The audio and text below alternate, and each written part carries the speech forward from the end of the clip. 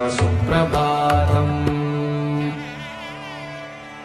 पञ्चाननाब्ज पठति वासरशुद्धिमाला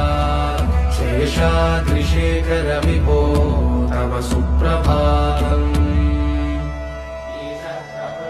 ईषत्प्रफुल्ल सरसीरुहनारिकेलफूगद्रुमादिसु शेषाद्रिशेखर विभो तव सुप्रभातम् उन्मील्यनेत्रयुगमुत्तमपञ्जरस्ताः पात्रावशिष्टकदलीफलपायसानि भुक्त्वा सलीलमतकेलिसुखाः पठन्ति शेषाद्रिशेखर विभो तव सुप्रभातम् तन्त्री प्रकर्ष मधुरस्वनया विपञ्च गायत्र्या